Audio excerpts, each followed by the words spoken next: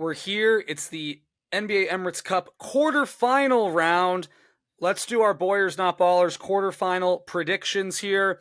Starting tonight, Magic versus Bucks. Some news for the Magic.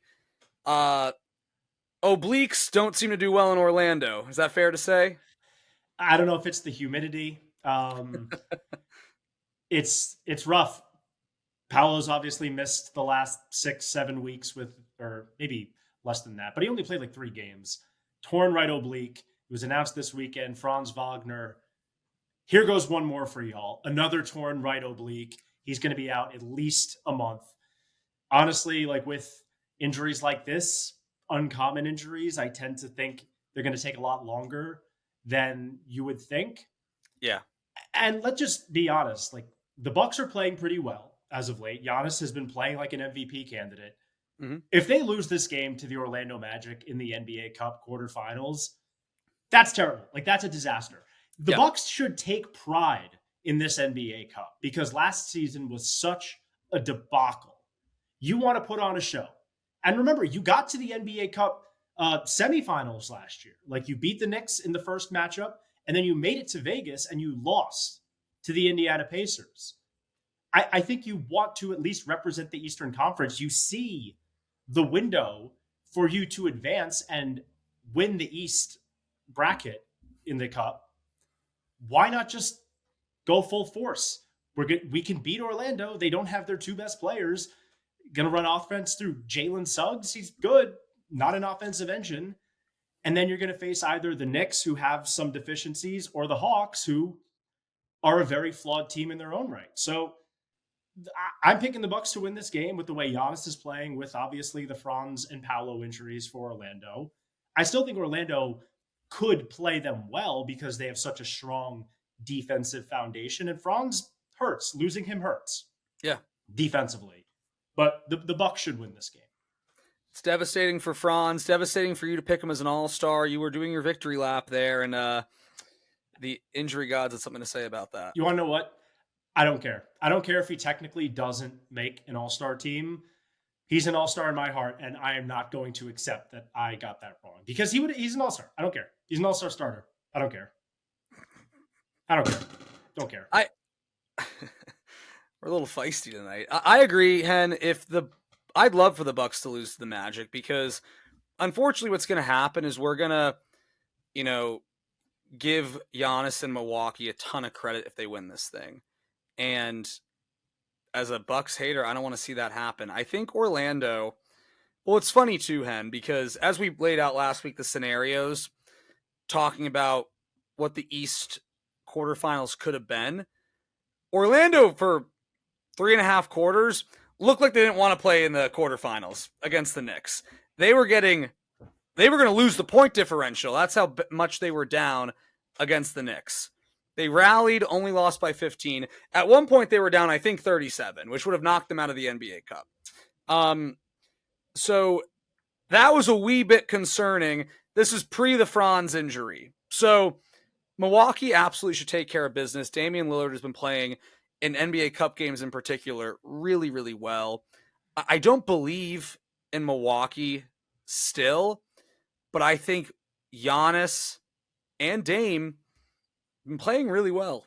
And I just think they have a real shot to, advance to the finals here. They really do.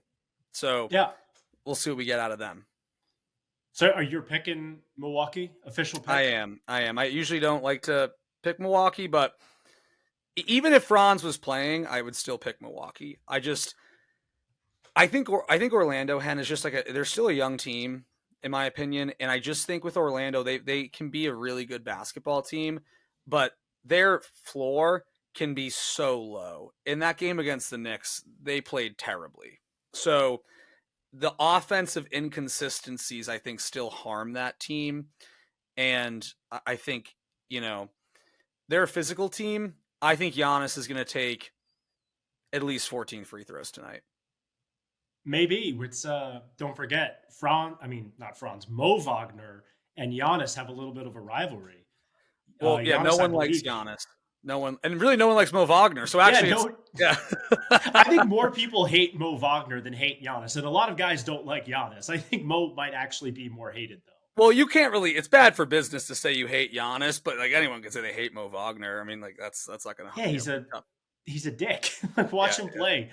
The turnaround jump shot that Carl Towns had, where Mo fouled him 9 times on one play, didn't get the call, stared at the ref like, "You're not going to call this," and then cleanest turnaround fadeaway jump shot. I love that. That was so fucking funny. Cat's so good. hilarious, man. Cat's hilarious. Cat is hilarious. Cat But let's stock move on. this season up. Exactly. So let's move on to the other NBA Cup game on Tuesday. That will be the Western Conference game. That will be the Dallas Mavericks and the Oklahoma City Thunder rematch. Western Conference semifinals last year. Obviously, the Dallas Mavericks won that battle, but those were some really close games played. It was a 6-game series. Don't forget Shea fouled PJ Washington in the corner with like 2 seconds left to hit the free throws and win the game. That easily could have gone 7. And the Thunder could have easily won that series. This should We be a also really good forget game. that Shea fouled Pete. That is like so swept under the rug. Yeah. No one talks about that. That was I forgot how bad that foul was. Yeah, because I think they were down 1 and PJ hits 3 free throws. I'm pretty sure that's how it was. But Yeah. if Damn. he doesn't foul him, he misses that shot. And the Yeah, Thunder have a home game 7. And who knows what happens after that? The whole Shea story of the Western Conference could have been different. But these are the no, top 2 teams in the West right now. The Thunder have been playing pretty consistently well all season long throughout the Chet Holmgren injury and Isaiah Hartenstein missing the start of the year, Alex Caruso being one of the least efficient shooters in modern NBA history so far. But Shea is just as consistent as they get. 30 points per game. Just about every single time you see the Oklahoma City Thunder shoot, just about every time you see the Oklahoma City Thunder play a game, he's going to get you 30, 35-5, 35-6, 36-8. Like, he's going to produce every single game. good numbers, not epic. Good.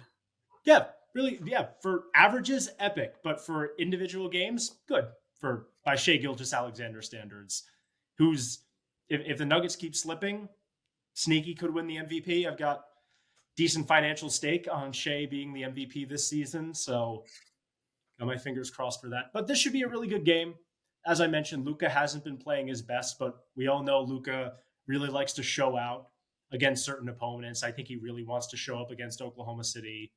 These were 2 teams that neither of whom made the NBA Cup last season, I believe correctly. They didn't advance out of the group stage. I think the Thunder are going to win. I'm going to go with the Thunder. I'm picking Dallas because I just think Dallas. It's funny. I think I'm going to get clowned for this. I think Dallas shows up in big games.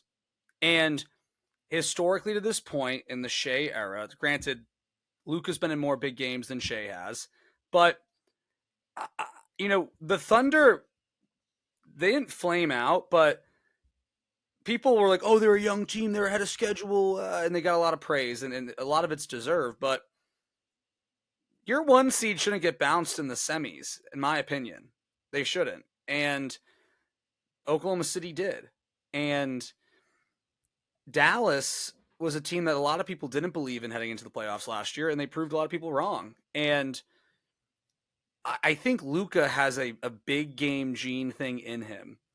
And I know you mentioned it earlier in the show, he hasn't had the best season thus far, but Dallas is right there. Dallas is 2.5 games back. And as I said earlier in the show, Hen, they are like flying so under the radar for the 2 seed in the more competitive conference. So I think that this game actually matters in a way more for Dallas from a, publicity standpoint to kind of be like, hey, we represented the West last year. We're still kind of here. Everyone's anointing Oklahoma City. The video we put on social last week of me talking about how I picked Minnesota, a lot of people in the comments were hating on me for not picking Oklahoma City. Dallas is a good competitive team as well. They're a contender as well. And I think for them, Henry, they're going to say, well, we got here last year. We beat a good Denver team and a good Minnesota team. And that's not true. They beat Oklahoma City. We beat Oklahoma City and a good Minnesota team to get here. I just think, again, I know that the NBA Cup doesn't matter as much, but I think Luka and Kyrie are going to show out. And I just think for Oklahoma City, they'll play well, but I think I see Dallas winning by like 4. It's a close game. Oklahoma City, they're a young team. Young teams that dominate the regular season tend to struggle closing in these like high pressure scenarios early on.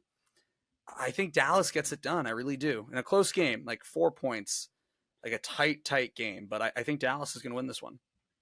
I think it'll be close. I think, as you said, I agree that Dallas gets up for big games. I think Adam Silver, the whole league, trying to make this NBA Cup a big deal. They're trying to predict that this is going to be like a regular season savior of a tournament. So I think it'll be close. I'm going to lean Oklahoma City very slightly because I just really liked the way Isaiah Hartenstein has played since he's returned. He's been massive for them. I know the small ball lineups with Jalen Williams at the 5 were pretty good, but not really sustainable long term, I don't think. So getting iHeart back really helps. So the Wednesday night games, these games are going to be played at obviously the teams, which is kind of weird that I guess it follows the college football playoff where it's like home games and then we go to the neutral site. It's a little bit strange. I think they should just do it all at the neutral site. But Noted college football playoff hater, Henry Seeliger, by the way. That is actually 100% true. And I'm not going to deny that. So we got the Hawks and the Knicks. Trae Young returning to Madison Square Garden. Fuck Trae Young chance, I'm sure will be. Shout out to Side Talk NYC right there, man. You know what? I'm sure they'll be there. Yeah. I haven't seen much from Side Talk in a while. Fuck they'll probably Trae be Young. there. I think they'll be there. Maybe the guy in the Spider-Man costume. Maybe the guy who says Trae Young looks like my dad's dick. I've never seen my dad's dick. But Trae Young looks like shit. Yeah, I mean, that's one of my favorite videos on the internet.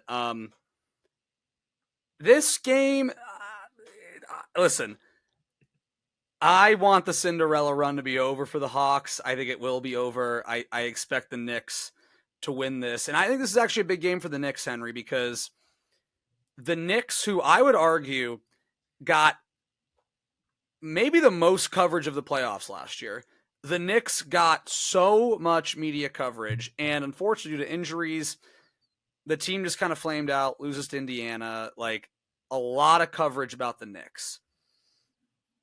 Kind of similar to Dallas, I have found the Knicks since, like, the Cat trade.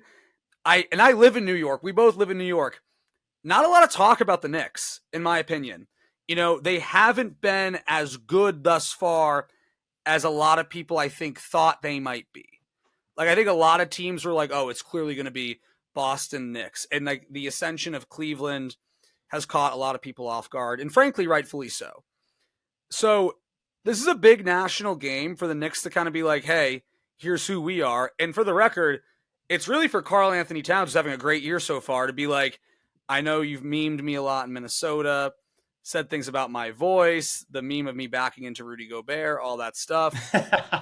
I'm having a good fucking year, and let me show you that. So I think it's a big game for the Knicks. I think the Knicks will get up.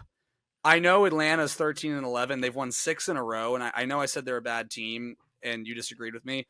I don't believe in this team. I think they're just hot at the right time, but maybe they prove me wrong. I just think for the Knicks, this is kind of like a, and it's the same thing for Milwaukee. Like, all the East chatter has been Boston is so fucking good, and damn, look what Cleveland's doing. And so these teams like Milwaukee and the Knicks who think they can contend, this is a big opportunity for them to kind of be a part of the national discussion. And I think the Knicks are going to show up. I think they'll get a big game out of Cat. They'll get a big game out of either OG or Mikal Bridges. They don't play well on the same nights. Jalen Brunson, who's had a bit of a down year, maybe he'll play well. Josh Hart will be there. So I just, I think the Knicks will win this one against Atlanta, but Trae Young likes playing at MSG. Trae Young is going to be excited about that. And yeah, but I just think Trae Young has been a very different player over the last few years. Like, if you look at his scoring and his shooting percentages, he is not the scorer he used to be. He averaged like 29 per game one season, and I think he's at 21 right now, which, again, for a guy who, as offensively talented, yeah, he's 21.2 points per game. He's averaging 12 assists, really good as a passer. I just, offensively, Trae has not been the same. Weirdly, not to toot my own horn, they're running a lot of stuff through DeAndre Hunter. Like, he's played really well this year. He's been a very important focal point of their offense this year at points, which is At points. shocking considering his injury history. Uh, I think the Knicks' defensive deficiencies, the fact that Mikal Bridges doesn't look the same defensively. Obviously, Cat is not an elite rim protector. Brunson's always going to be targeted. I don't think the Hawks are super duper equipped to attack it. I could be wrong. The Hawks have had a pretty good offense this year, but by Atlanta Hawks standards, their offense has been meh, 20th. Trae Young almost always gets them to a top 10 offense. They're 20th in offense this year, but that's been evened out by their defense not being bottom 5, which it has been pretty consistently for the last 3 to 4 years. Dyson Daniels has helped. DeAndre Hunter staying healthy has helped. A full, God, Jalen Johnson's been good. A full season out of him so far has really helped. Been terrific. I think the Knicks are clearly the more talented team. I think Cat is going to cause a lot of problems for Clint Capella. They're probably going to put Jalen Johnson on him quite a bit, I would imagine. Maybe throw Capella on Risache because Risache cannot shoot. I'm going to pick the Knicks in this one as well. This is going to be a must-watch game. I would love to go to the game, but as you and I and anyone who lives in the greater New York area knows, God, it is difficult and expensive to get Knicks tickets. Wait, I'm sure. sorry, buddy. I just want to make sure I understand. You put Capella. You said on Risache. They're on the same team. Who you putting Capella on?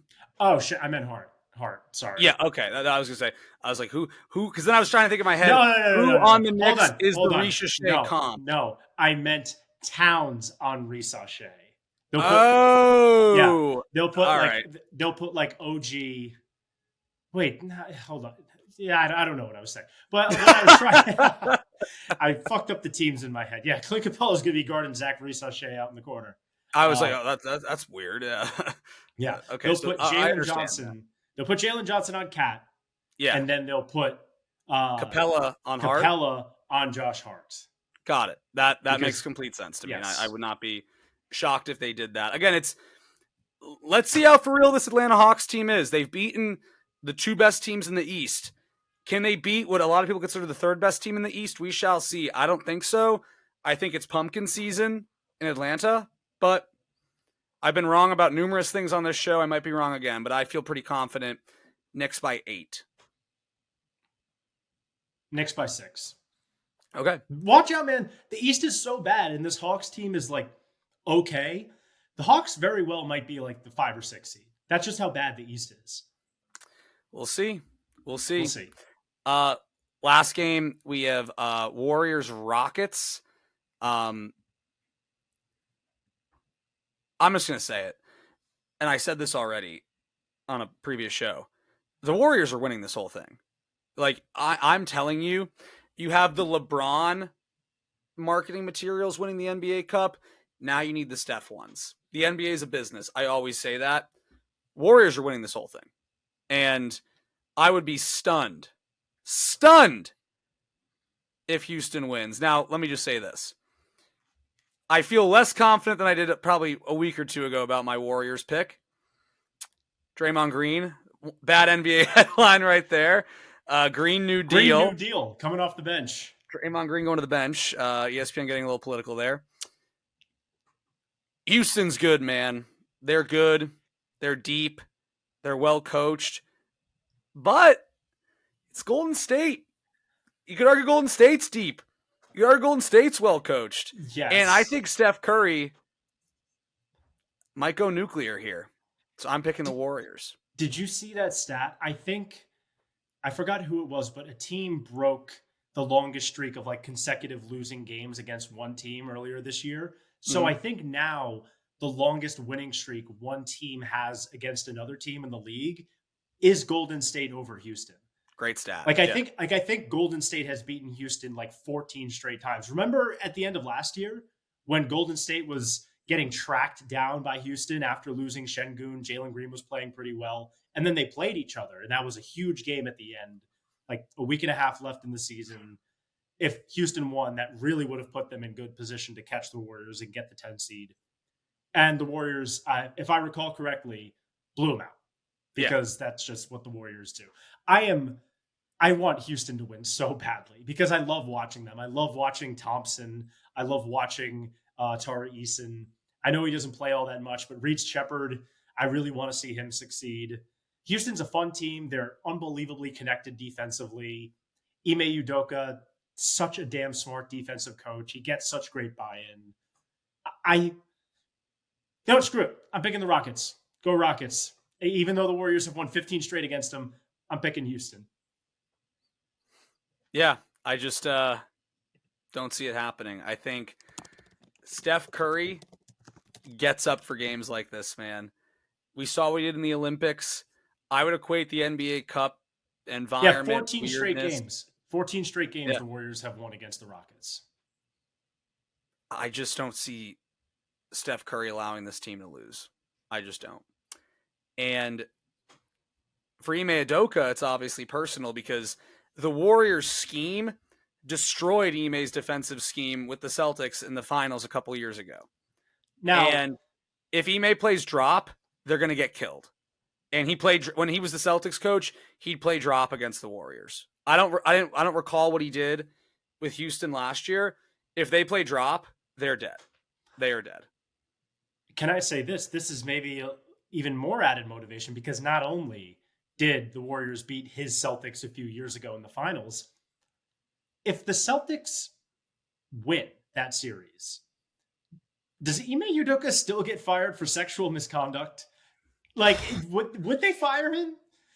It's a good question, Hen. That's a really good question. Did the Warriors? That's the Warriors Investigate segment right there. I think yes, but I don't know. I'm not going to say that I know for sure he still would have gotten fired because remember, he wasn't originally fired. He was placed on leave and then he was let go after Missoula took over and they were playing pretty well. So there might be a moral gray area for the Boston front office. Hard to let a guy go that won a championship. I mean, I would say yes because the Celtics have been so weird about the Ime thing. Again, we never learned what actually went down, and they were very close to the vest on the whole thing. So I would imagine they would still do what they did. But Ime Udoka doesn't think that. I guarantee Ime Udoka thinks if I beat Steve Kerr and Steph Curry, they wouldn't fire me. No fucking way.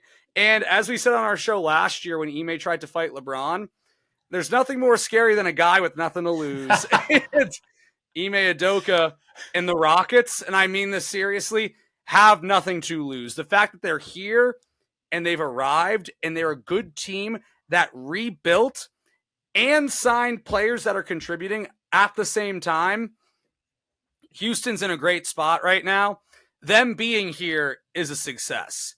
And they're only going to be here for one game because the Warriors are winning this game. So I leave it there. I'm still taking the Rockets. Oh, by the way, as we're recording, the Suns are playing the Magic right now without Franz. Magic are going to win. Wow. Magic are going to win. Durant's not playing for the Suns. He's out with a calf strain, I believe. Buried the lead. I forgot Durant's out. So sorry. Yeah, Devin Booker's not good this year. But real quick, my picks: Magic, Mavs. I'm sorry, Jesus Christ. Bucks, Mavs, Knicks, Warriors. And I go Bucks, Thunder, Knicks, Rockets. Hell yeah. We're different out west, picking chalk in the east.